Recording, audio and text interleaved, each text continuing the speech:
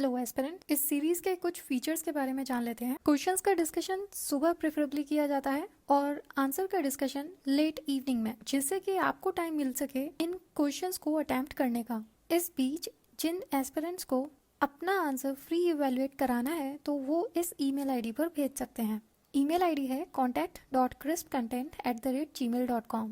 As of now it's completely free. इसके अलावा इन डेली क्वेश्चंस को फर्दर क्लासिफाई किया है subject wise and topic wise, जिसकी प्लेलिस्ट भी आपको चैनल पर मिल जाएगी।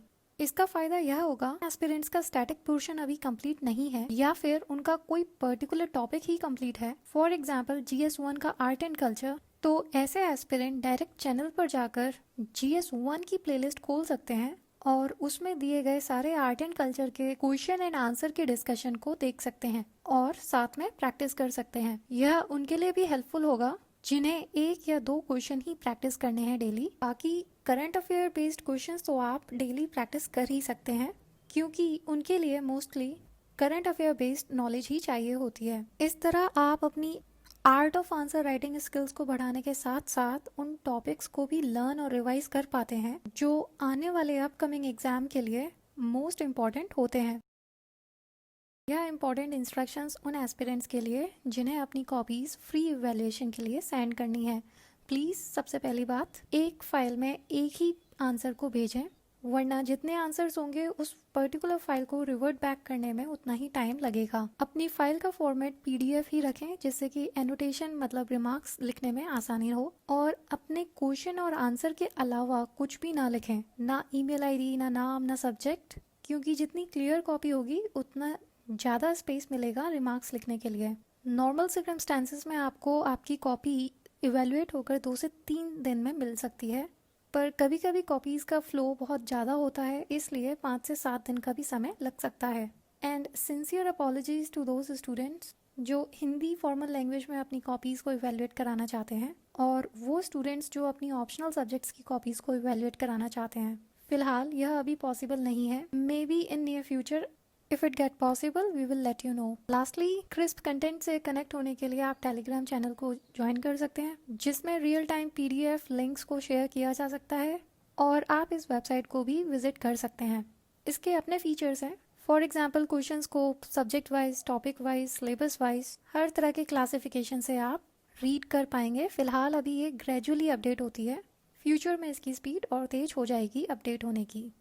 बात करते हैं किसी भी आंसर को किस तरह से अटेम्प्ट करना चाहिए। वैसे तो हर किसी का अपना अपना तरीका होता है आंसर को अप्रोच करने का, लेकिन हम यहाँ पर एक बेसिक अप्रोच को यूज़ करेंगे जो ऑलमोस्ट सभी के लिए सुइटेबल हो और सबसे ज़्यादा इफेक्टिव हो। हमारी बेसिक अप्रोच कहती है कि सबसे पहले क्वेश्चन के कंटेक्स्ट को समझना चाहिए। कंटेक्स्ट मतलब वह ब्रॉड एरिया, वह ब्रॉड थीम जिसके ऊपर यह क्वेश्चन बेस्ड होते हैं। इसको सिंपल एग्जाम्पल से समझते हैं। मान लीजिए मैंने आपसे कहा कि एक्सप्लेन काउ, तो आप जिस एरिया में सोचेंगे वह काउ होगा, आप किसी और जानवर के बारे में नहीं सोचेंगे, राइट। यहाँ तक तो हमें पता चल गया कि हमें किसी दूसरे जानवर के बारे में नहीं सोचना है, लेकिन काउ के बारे में भी क्या सोचना है, अभी भी कंटेक्स्ट पूरा क्लियर नहीं है। इसलिए क्वेश्चन के पूरे कंटेक्स्ट को समझने के लिए हम उसके कीवर्ड को भी देखते हैं। क्वेश्चन के कंटेक्स्ट को पूरी तरह से समझने के लिए हम उसके डायरेक्टिव वर्ड को भी देखते हैं।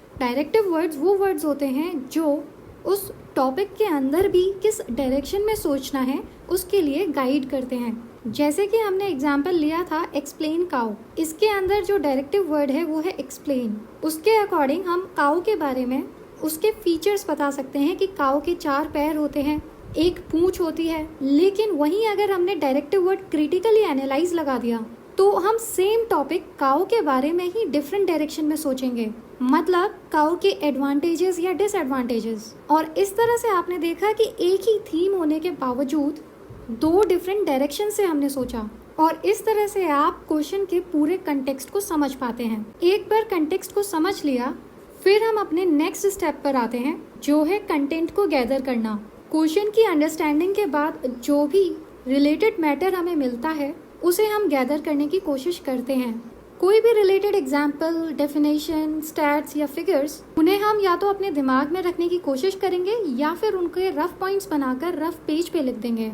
क्योंकि एक बार कंटेक्स्ट समझने के बाद हमारा दिमाग सभी डायरेक्शन से उससे रिलेटेड कंटेंट को गैदर करने की कोशिश करता है, और ये इन्फॉर्मेशन रॉ होती है, अनफिल्टर्ड होती है, और ऐसा भी हो सकता है कि वो टोटली रिलेटेड हमारे क्वेश्चन की डिमांड से ना भी हो। और अगर आपने उसे डायरेक्टली अपने पेपर पे लिख दिया तो हो सकता है कि आप क्वेश्चन की डिमांड से डिविएट हो जाएं, और फिर आपको मार्क्स भी अकॉर्डिंगली मिलेंगे। इसलिए उस रॉ इन्फॉर्मेशन को अच्छे से प्रेजेंट करने के लिए हम लास्ट स्टेप पर आते हैं, स्ट्रक्चर। किसी भी आंसर के अंदर 3 बेसिक कंपोनेंट होते ही हैं। पहला इंट्रोडक्शन, दूसरा बॉडी और तीसरा कंक्लूजन। किसी भी क्वेश्चन के आंसर में इंट्रोडक्शन, बॉडी और कंक्लूजन किस तरह से लिखना है वह क्वेश्चन टू क्वेश्चन डिफर करता है। जिस तरह का क्वेश्चन होता है उसी तरीके से हम लिखते हैं तीनों कंपोनेंट। दूसरा आपकी नॉलेज पर डिपेंड करेगा। जितनी ज़्यादा नॉलेज होगी, रिफाइंड नॉलेज होगी, उतना रेलेवेंट इंफॉर्मेशन नॉलेज आंसर्स के अंदर लिखी जा सकती है। और फाइनली आपके एक्सपीरियंस पर डिपेंड करेगा कि आपने कितनी प्रैक्टिस करी है, जिसकी वजह से आप क्विकली क्वेश्चन के डिमांड को समझ पाते हैं और उतना ही जल्दी उसे लिख पाते हैं। यह सब धीरे धीरे आंसर राइटिंग की प्रैक्टिस करने से आ जाता है। और इस तरह से अगर आपको क्वेश्चन का कंटेक्स्ट समझ में आ गया, फिर आपको पता चल गया कि कंटेक्स्ट से रिलेटेड मतलब क्वेश्चन की डिमांड से रिलेटेड क्या कंटेंट लिखा जा सकता है, आपने अप्रोच के दूसरे स्टेप के अकॉर्डिंग कंटेंट को गैदर भी कर लिया और फिर रियल पेपर पे आपने स्ट्रक्चर कर दिया, तो इस तरह से आपका आंसर कंप्लीट हो जाता है। परफेक्शन की तो कोई लिमिट नहीं है, लेकिन यह अप्रोच फॉलो करने के बाद आपको एक ऐसा आंसर मिलेगा जिसे एग्जामिनर चेक करेगा तो मजबूर हो जाएगा आपको अबव एवरेज मार्क्स देने के लिए। इसलिए हम आगे इसी अप्रोच का यूज करते हुए क्वेश्चंस को डील करेंगे। आज का GS 2 का क्वेश्चन देखते हैं। What are the constitutional provisions available in the Indian Constitution to conserve the linguistic diversity of India and discuss the significance of protecting linguistic diversity? इसको आप Indian constitution features, amendments, significant provision वाले syllabus के अंदर classify कर सकते हैं। Question को आगे डिस्कस करने से पहले इसकी रेलेवेंस को देख लेते हैं। क्या ये UPSC रेलेवेंट क्वेश्चन है? इस बात का पता हमें प्रीवियस ईयर क्वेश्चन को देखकर पता चलेगा। फॉर एग्जाम्पल 2016 के अंदर इस क्वेश्चन को पूछा गया था, जो कि GS 1 का है, लेकिन इस बात को बताता है कि लिंग्विस्टिक जो टॉपिक है, लैंग्वेज से रिलेटेड टॉपिक है, वो UPSC के लिए रेलेवेंट है। अब इससे और ज़्यादा रेलेवेंट क्वेश्चन को देखते हैं। आप 2002 के क्वेश्चन को पढ़िए, जिसके अंदर आपसे पूछा जा रहा है कि नॉन जस्टिसेबल डायरेक्टिव्स से रिलेटेड कोई भी कॉन्स्टिट्यूशनल प्रोविजन को आप डिस्कस करिए। और फिर आप 2001 के इस मेंस क्वेश्चन को पढ़िए, राइट्स ऑफ चिल्ड्रन के कॉन्स्टिट्यूशनल प्रोविजन को आप डिस्कस करिए। इस तरह से कॉन्स्टिट्यूशनल प्रोविजन इंपॉर्टेंट हो जाते हैं, specially fundamental right, DPSP etcetera से रिलेटेड। इसलिए उस क्वेश्चन को हम UPSC स्टैंडर्ड का मान सकते हैं और वह स्ट्रिक्टली UPSC सिलेबस से रिलेटेड है। तो सबसे पहले क्वेश्चन पूछ रहा है कि इंडियन कॉन्स्टिट्यूशन के अंदर लिंग्विस्टिक डाइवर्सिटी को कंजर्व करने के लिए किस तरह के कॉन्स्टिट्यूशनल प्रोविजन प्रोवाइडेड हैं, और साथ में हमें बताना है कि हमें अपनी लिंग्विस्टिक डाइवर्सिटी को कंजर्व या प्रोटेक्ट करने की ज़रूरत क्यों है। क्वेश्चन के कंटेक्स्ट को समझने की कोशिश करेंगे और सिंपलर बनाएंगे इसे। तो यहाँ पे क्वेश्चन 2 पार्ट्स में बेसिकली पूछा गया है। पहला आपको बताना है कौन कौन से कॉन्स्टिट्यूशनल प्रोविजन हमारे इंडियन कॉन्स्टिट्यूशन के अंदर हैं, और दूसरी चीज़ पूछी गई है कि हमें अपनी लिंग्विस्टिक डाइवर्सिटी को प्रोटेक्ट करने की क्या सिग्निफिकेंस है। अब इसका कंटेंट आपको अपनी स्टैटिक बुक, पॉलिटी बुक से मिल सकता है, या फिर आप चाहे डायरेक्टली गूगल करना चाहते हैं वो भी बेटर रहेगा। पर अच्छा ये रहेगा कि आप अपनी बुक को खोलें और उसे रीड करें, रिवाइज करें, क्योंकि अगली बार जब आप पढ़ें तो वह टॉपिक आपको रिवीजन की तरह लगे। अब इस क्वेश्चन का स्ट्रक्चर आप कैसे बना सकते हैं? इंट्रोडक्शन की शुरुआत आप लैंग्वेजेस के बारे में बता के कर सकते हैं कि इंडिया में कितनी है। फिर जो भी आपको कॉन्स्टिट्यूशनल प्रोविजन आपको पता है इसके बारे में, उन्हें आप लिस्ट आउट करेंगे।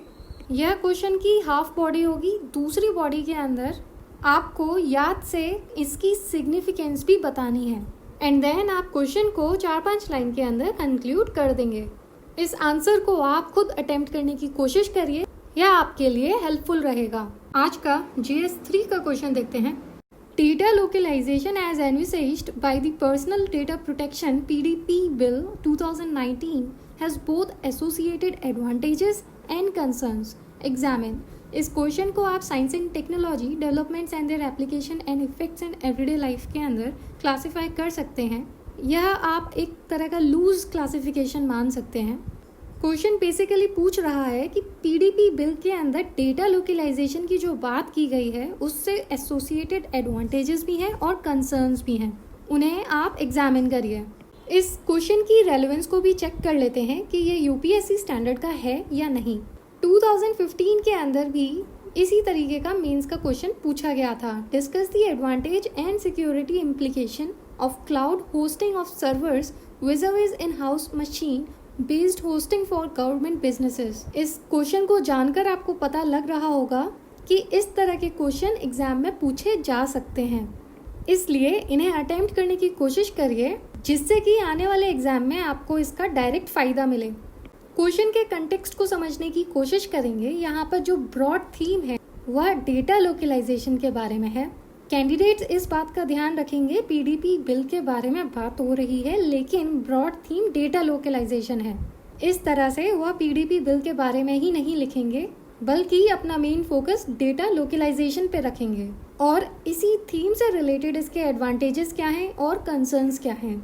इसका कंटेंट आपको किसी भी करंट अफेयर मैगजीन या फिर एनालिसिस या फिर एडिटोरियल्स के अंदर इस इशू को काफ़ी कवर किया जाता रहा है, तो आप उधर से भी पॉइंट्स को निकाल सकते हैं। बात करते हैं आंसर के स्ट्रक्चर की। तो सबसे पहले इंट्रोडक्शन आप क्वेश्चन के डिमांड से ही रिलेटेड उसका ओवरव्यू देकर कर सकते हैं।